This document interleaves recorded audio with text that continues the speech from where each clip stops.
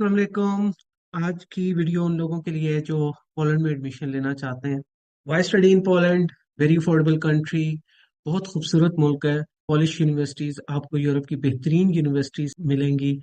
Multi cultural है और आपको चूंकि शेंजन वीजा मिलेगा तो पूरा यूरोप आप ट्रैवल कर सकते हैं।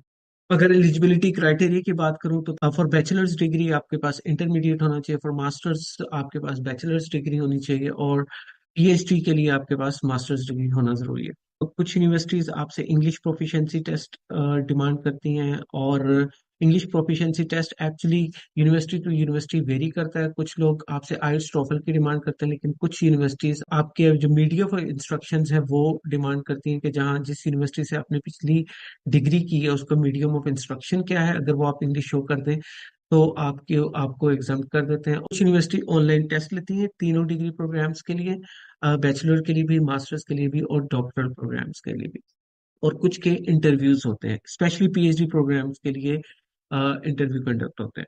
जो आपको रेलिवेंट डॉक्यूमेंट्स चाहिए, वो अटेस्टेशन चाहिए। फॉर एग्जांपल आप इंटरमीडिएट की बात कर रहे हैं तो इंटरमीडिएट की अटेस्टेशन होनी चाहिए रेलिवेंट बोर्ड के साथ। मसलन अगर आपने लाहौर बोर्ड से किया तो लाहौर बोर्ड से अटेस्टेशन होनी चाहिए। फिर उसके बाद आप higher ministry of foreign affair से टेस्ट करवाएंगे, और फिर पॉलिश एम्बेसी से इक्विवेलेंस लेंगे। और पॉलिश एम्बेसी से इक्विवेलेंस लेना बहुत आसान है। ये एक वेबसाइट है www.studyinpoland.pl। आई वुड रिकमेंड कि आप इस वेबसाइट को जरूर देखिए। इसमें पोलैंड में मौजूद तमाम यूनिवर्सिटीज की वेबसाइट्स गिवन है, प्रोग्राम्स गिवन है, तो आपको आपकी मर्जी का प्रोग्राम और यूनिवर्सिटी सेलेक्ट करने में आसानी होगी। स्पेसिफिकली अगर मैं पीएचडी एडमिशन से रिलेटेड बात करूं तो बहुत आसान है प्रोसेस इसका।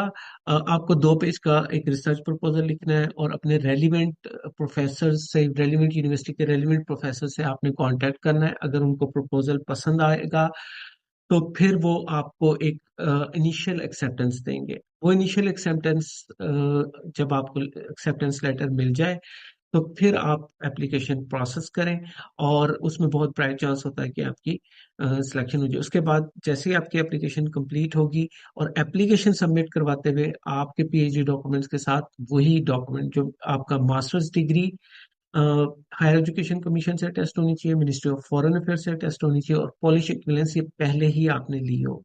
और फिर उसके बाद आप फाइनल सिलेक्शन के लिए जाएंगे, जिसमें आपके इंटरव्यूज होंगे और एक फाइनल लेटर इशू होगा, और उसके बाद आप वीजा प्रोसेस करेंगे। मेरे वो लोग जो यूरोप में एडमिशन लेने के लिए इंटरेस्टेड हैं वो यूरोप के एटलीस्ट 2 कंट्रीज को टारगेट करें, और उसमें मैं पोलैंड को हाईली रिकमेंड करूंगा। एडमिशन एक स्पेशल ऑफर उन लोगों के लिए जिनकी एज और इंग्लिश प्रोफिशिएंसी टेस्ट का इशू है।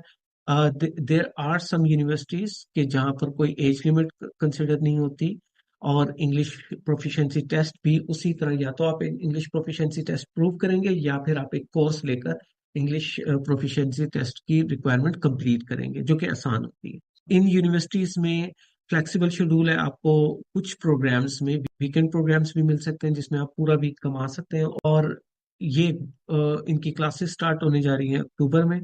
और if you are interested in these type of universities, आप प्लीज हमें कांटेक्ट कीजिए। We will provide you the full services. अगर आप इसके अलावा किसी और डिग्री प्रोग्राम्स या डिफरेंट कंट्री के बारे में पूछना चाहते हो तो आप ज़रूर कमेंट में मेंशन कीजिए।